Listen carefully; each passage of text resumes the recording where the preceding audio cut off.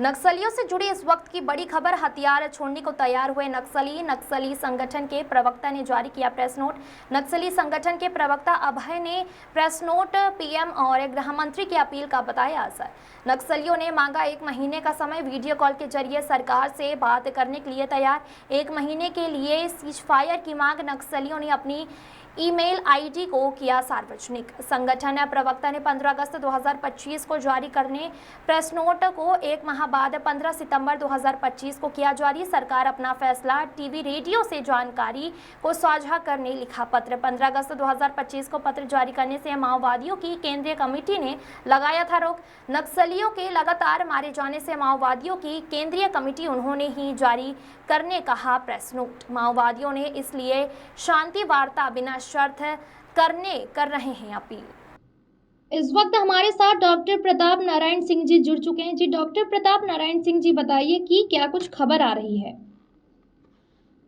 शिखा, बहुत बड़ी खबर है छत्तीसगढ़ को लेकर।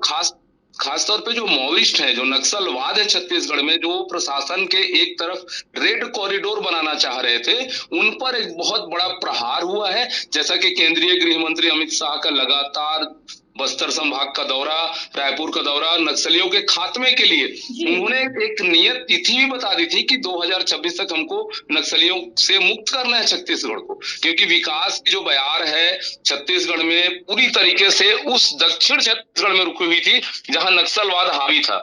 मैं बता दूं, लगातार यहाँ माओइस्टों के द्वारा जो बेकसूर लोगों को मारा जाता था, वो सबसे बड़ी बात थी। कई ग्रामीणों को जन अदालत लगाकर मुखबिरी के शक में उनकी हत्या कर दी जाती थी, खुलेआम और निशंस हत्या कर दी जाती थी।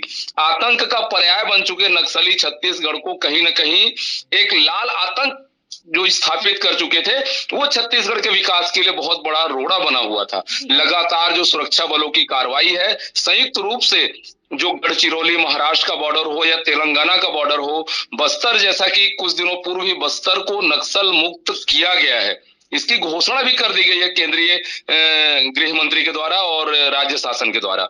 उसके बाद भी नक्सलियों की लगातार धरपकड़ और कई नक्सली इस मध्य जो 2-3 महीने का यह समय रहा है पिछले, वो नक्सलियों के लिए बेहद ही घातक रहा है, क्योंकि बीएसएफ के जवान हो या डीएफ के जवान हो या सशस्त्र बल के जवान हो, उनका एक ही टारगेट था, इन नक्सलियों को मार गिराना, जो कहीं ना कहीं लाल आतंक को इतना ज्यादा हावी कर चुके हैं कि लोग दहशत में हैं। यहाँ शिक्षा जो है, स्वास्थ्य जो है, वो लोगों तक पहुंच नहीं पा रही है।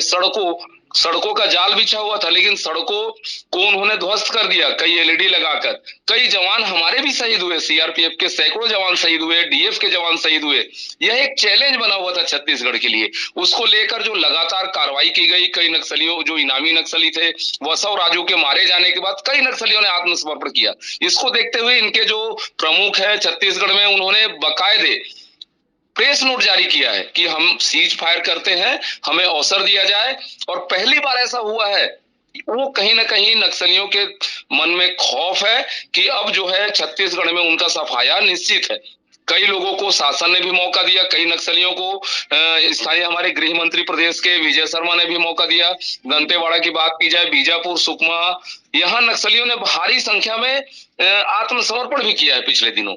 इसको देखते हुए इन्होंने समय मांगा है नक्सलियों ने, बाकायदे अपना जो इनका मेल आईडी होता है उसे सार्वजनिक किया है, ताकि कोई भी मैसेज लोग डाल सकें, सुरक्षा बलों के द्वारा भी देखा जाए और राज्य शासन इस पर एक अहम फैसला ले कि भाई हम शांति वार्ता चाहते हैं, बैठकर बातचीत करना चाहते हैं, ताकि विकास की जो धारा है वो लगातार छत्तीसगढ़ में बहती रहे।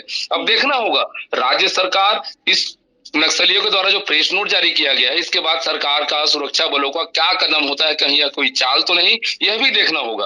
अब सबसे बड़ा सवाल है कि कब आखिर नक्सलियों से मुक्त होगा छत्तीसगढ़, यह तो देखने वाली बात होगी। जी, तमाम जानकारियों के लिए आपका बहुत बहुत धन्यवाद।